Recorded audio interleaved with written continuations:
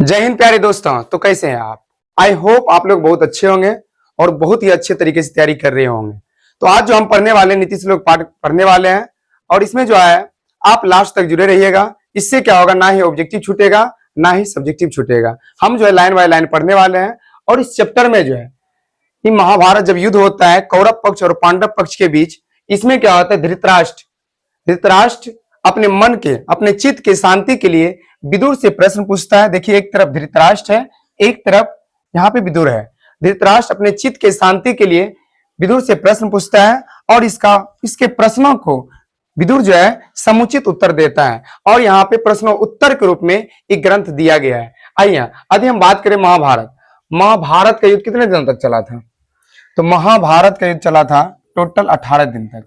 18 दिन तक, जिसे हम 18 पर्व के नाम से भी जानते हैं, 18 पर्व के नाम से। ठीक है, आइए यहाँ पे महाभारत का रचनाकार कौन था? महर्षि वेदव्यास। महर्षि वेदव्यास, ठीक है ना। आइए यहाँ पे चलिए चालू करते हैं हम सब। यहाँ पे अयम पाठ सुप्रसिद्धस्य ग्रंथस्य महाभारतस्य उद्योग प्रवण अंश विशेष 33 से 40 अध्याय से लिया गया है। रूपाया विदुरनीते संकलित, यहां बोल रहा है यह जो पाठ है, नीतीश लोग जो पाठ है महाभारत, मतलब सुप्रसिद्ध, मतलब बहुत जो प्रसिद्ध है महाभारत के उद्योग पर्व से लिया गया है। यदि आपसे पूछा जाए नीतीश लोग पाठ कहां से लिया गया है, बोलिएगा महाभारत के उद्योग पर्व से लिया गया है। आगे यहाँ पे बोल रहा है युद्धम आसनम प्राप्य धृतराष्ट्रो मंत्री प्रवरम विदुरः स्वचितस्य शांतिये काश्चित प्रसन्नान नीति विषयकान पृच्छति। यहां बोल रहा है कि जो धृतराष्ट्र विदुर से प्रश्न पूछ रहा था अपने चित्त के शांति के लिए, तो विदुर जो था, धृतराष्ट्र विदुर से प्रश्न पूछ रहा था, विदुर उसका समुचित उत्तर दे रहा था। ठीक है ना। आगे चलते हैं, सेम टाइपिंग हो गया होगा। यहाँ पे बोल रहे हैं तेसाम समुचितम उत्तरम विदुरो ददाती, मतलब उसका जो था उसके प्रश्नों को का समुचित उत्तर विदुर दे रहा था। आगे बोल रहा था तदेव प्रश्नोत्तर रूपम ग्रंथ रत्नम विदुर नीति ही।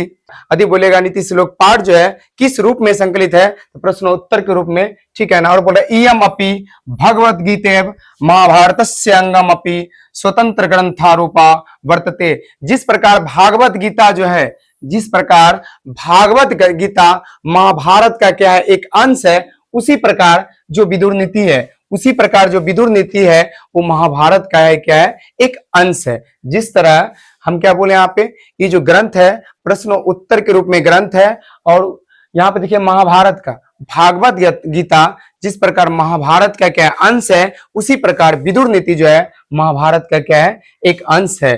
यहाँ पे यहाँ बताया जा रहा है, तो धृतराष्ट्र मंत्री विदुर से क्वेश्चन पूछते हैं कि पंडित किसे कहा गया है, तो उसके जवाब में विदुर बोलते हैं अस्य कृत्यम न विद्यन्ति शीत मुसनम भयमर्ति अस्मृद्ध्वा स्वभय पंडित उच्यते। ती बोल रहे हैं यहाँ पे जिसके कार्यों में शीत, ठंडी, गर्मी, भय बाधा ना डाले, उसे क्या कहा गया, पंडित कहा गया। लेकिन हम लोगों में क्या है, थोड़ा सा गर्मी लगता है पढ़ना छोड़ देते हैं, थोड़ा सा ठंडी होता है कम्बल ओढ़ के सो जाते हैं। लेकिन जिस मतलब कार्यों में बाधा उत्पन्न, जिसके कार्यों में बाधा उत्पन्न ना करे, ठंडी हो, गर्मी हो, बरसात हो, डर मतलब भय भी हो, इसके कार्यों में बाधा उत्पन्न ना कर सकता है। ठीक है ना। तो जिसके कार्यों में ठंडी, गर्मी, भय इस सभी क्या करे, बाधा उत्पन्न ना करे, उसे पंडित कहा गया है। और अगला देखिए, आगे पूछा गया नर पंडित किसे कहा गया है, तो वो यहाँ बोला गया है तत्वज्ञ सर्वभूता नाम योग्य सर्वकर्म नाम उपायज्ञो मनुष्यानाम नरः पंडित उच्यते। यहाँ बोला गया जो सभी जीवों के आत्मा को के रहस्य को जानता है, जो सभी जीवों के आत्मा के रहस्य को जानता है और जो सभी के अभ्यासों को जानता है, यहाँ तक मनुष्य के उपायों को जानता है, उसे नर पंडित कहा गया है। चलते हैं,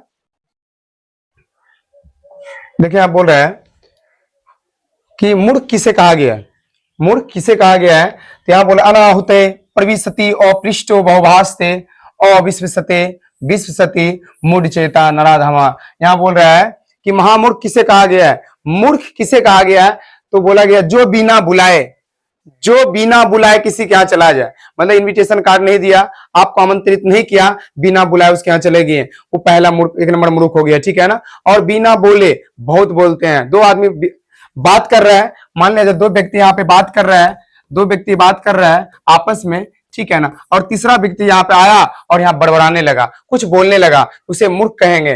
तीसरा बात, जो नहीं विश्वास करने वाला बात हम विश्वास कर ले, तो पहले क्या समझे, जो किसी के यहाँ बिना बुलाए चले जाए, नहीं बोलने, नहीं पूछने पर वो बोलने लगे, और नहीं विश्वास करने वाले बातों पे क्या कर ले, विश्वास कर ले, उसे महामूर्ख कहा गया है।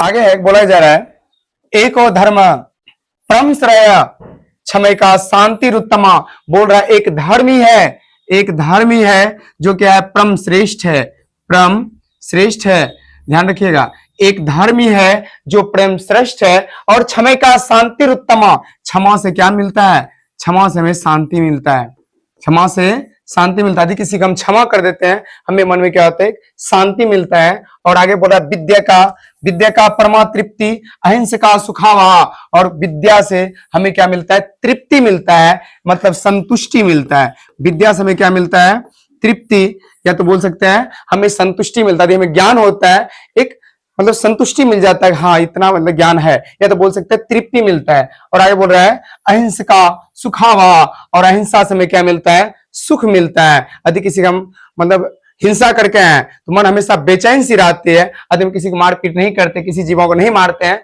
हम क्या रहते हैं, हमेशा सुखी रहते हैं। तो यहां समझ गए, धर्म एक धर्म है जो क्या परम श्रेष्ठ है, क्षमा से क्या मिलता है, शांति मिलता है, और विद्या से क्या मिलता है, तृप्ति या संतुष्टि बोल सकते हैं, और अहिंसा से क्या मिलता है, सुख मिलता है। यहाँ सब्जेक्टिव बनेगा।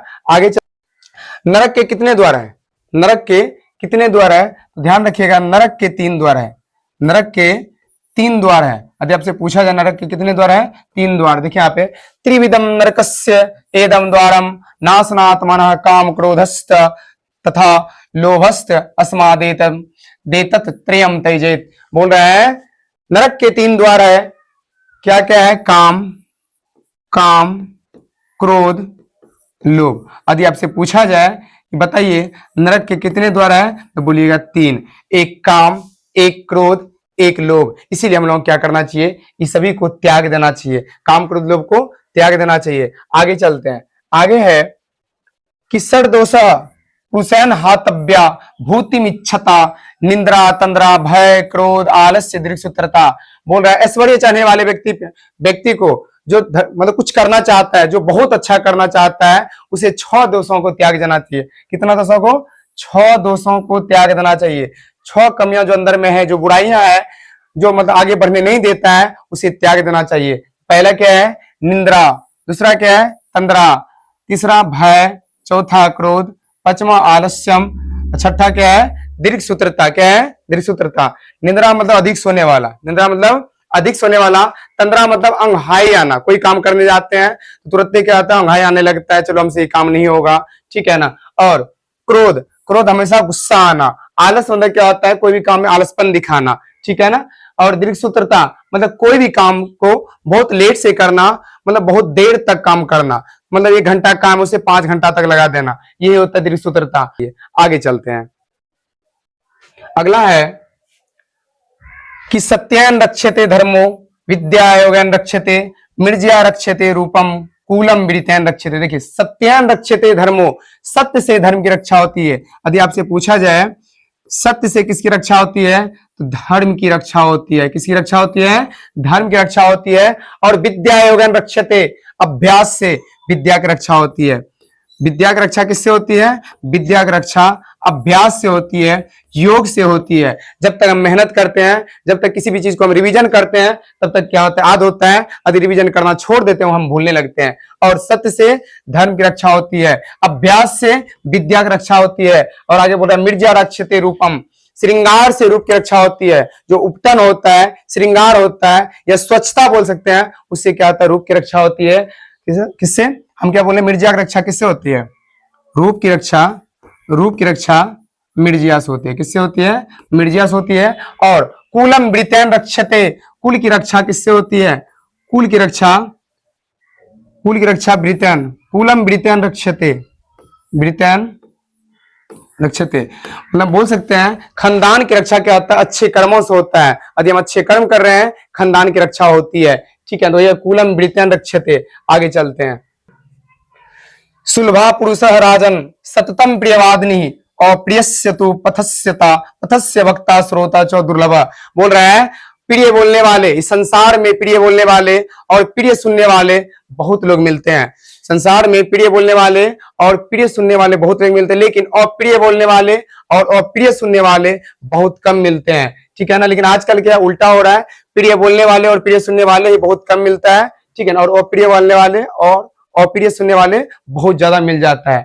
ठीक है ना, आइए नम्मा यहाँ पे है कि पूजनीय महाभाग पुण्याश्च गृह द्वितीय स्त्रिय श्रियो गृहस्य युक्ता अस्त अस्मादृक्षा विशेषता। बोला स्त्री घर की लक्ष्मी होती है, स्त्री घर की लक्ष्मी होती है, घर की दीपक होती है, वो घरों की प्रतिष्ठा को बढ़ाती है। यदि वो अच्छा से रहते हैं, अच्छा से काम करते हैं, घरों की प्रतिष्ठा बढ़ता है। और बड़े बड़े महान पुरुषों की स्त्रियां क्या देती है, जन्म देती है।